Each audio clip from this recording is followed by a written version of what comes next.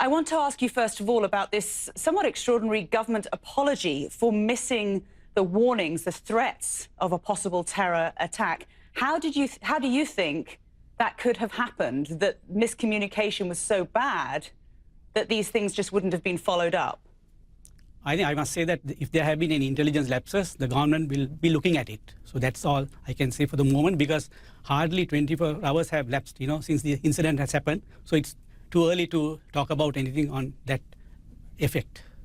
And yet we have had an apology, though, from the government, which does suggest some responsibility, at least, for these attacks taking place. That's why I said, government will look at it and then they will come up with something that will, be, explaining the situation, what you just wanted to clarify.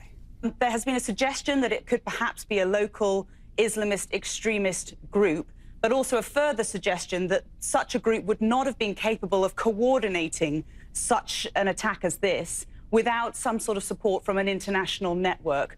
What is your understanding of the potential perpetrators and of their wider links on a global scale? In fact, the initial reports point at localized groups for the carnage that has occurred, but then we now have some sort of intelligence to say that there have been international linkages to the terrorist group that has taken part in these atrocities. Can you be more specific as to... Now, again, I must tell you that it is too early, because investigations are being conducted, and it is too early for me to speculate on anything right now. We also understand that, as you say, it's very early on in the investigation, and we know that Sri Lankan authorities have sought international advice and help as well. The FBI, for example, are there helping with the ongoing investigation. As far as Sri Lankans and foreigners in the country right now are concerned, there have been curfews in place, the state of emergency is just about to go into effect. Should the people there trust this government to be able to manage the fallout from such an attack?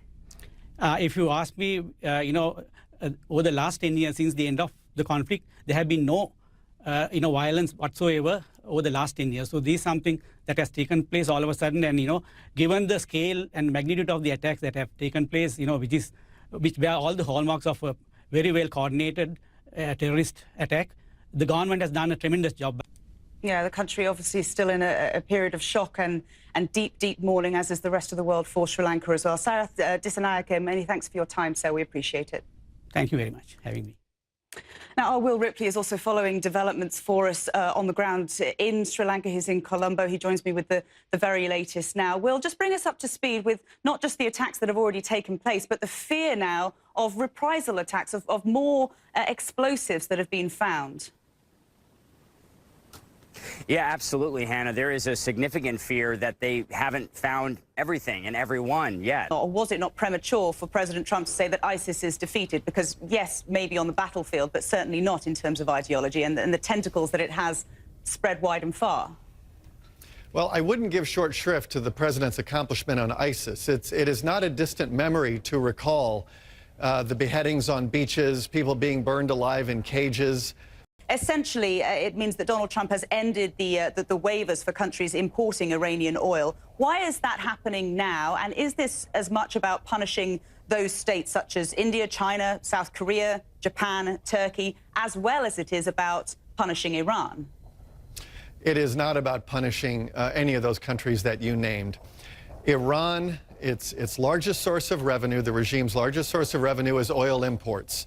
They then take that revenue and they use it to spend billions of dollars supporting President Assad's civil war, supporting Hezbollah and their attacks on Israel, supporting Shia militias in Iraq, supporting the Houthis in Yemen that have contributed so much to the humanitarian catastrophe in Yemen. If we are going to deny Iran the ability to fund these proxy wars throughout the Middle East, we have to go after their oil revenue. But the fact that Iran is going to be essentially cut off means that someone else has to fill the void. Now, we've already heard, and I think we can bring up the tweet from the president saying that Saudi Arabia and others will fill the void left by Iran as far as oil is concerned. Is it appropriate, though, for the United States to be reliant on Saudi Arabia to fuel its country? It's not just Saudi Arabia. It is important that Saudi Arabia do what it can to offset the loss of Iranian barrels of crude oil in the global market. Sam, one wonders what this terror atrocity means for how people on the outside world view Sri Lanka and how Sri Lankans view their own country as well. Well, Hannah, I think from the outside perspective, and this is part of the intent clearly for whatever terrorist group was behind this series of clearly well-planned atrocities, is an attempt to undermine one of the bedrocks of Sri Lanka's economy, and that is the tourist industry. Let's get the perspective then of a local Sri Lankan journalist. Joining us now via Skype is Iswaran Rutnan, the editor of the Colombo Gazette and a correspondent for Asia Pacific Daily. Thanks very much for joining us. I hope the connection's clear enough for you. I want to ask you first of all about the mood amongst the people in Sri Lanka. Do they have fear of more attacks? And is there a sense of nervousness about whether the government, whether the authorities have a grip on this situation going forward? Well, the sense of or the mood in Sri Lanka right now is both sadness and a lot of anger as well. Could you just explain for us, Iswaran, what the political balance of power is currently in Sri Lanka? Is it still based on a sectarian split along the same lines of the Civil War?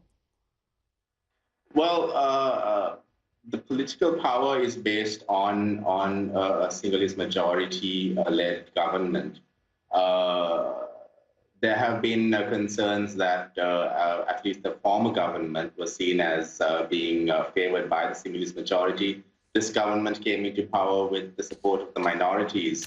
The Muslims and Christians especially supported this government because the former regime, led by former President Mahinda Rajapaksa, was not favored by the Muslims, especially after there were certain incidents where Buddhist extremists attacked Muslims and Muslim places of worship and Muslim establishments. Yeah, no evidence, as you say, as yet, or claim of culpability. However, we do know that there were warnings.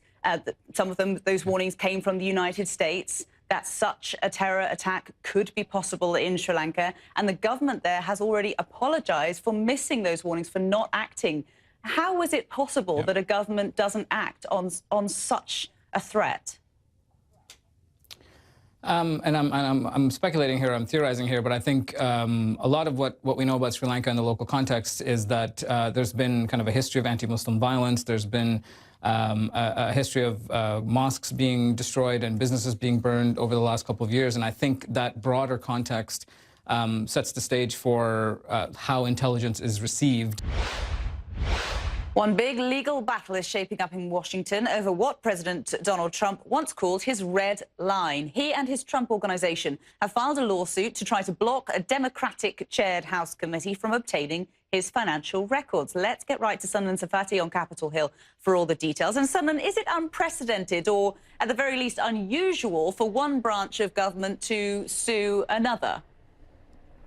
It absolutely is, Hannah, and this really does signify an escalation in the ongoing battle between President Trump and House Democrats in this fight over information.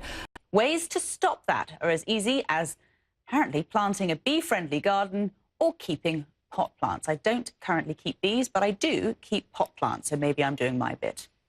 Thanks so much for watching tonight. Stay with us here at CNN. Quest Means Business is coming up next.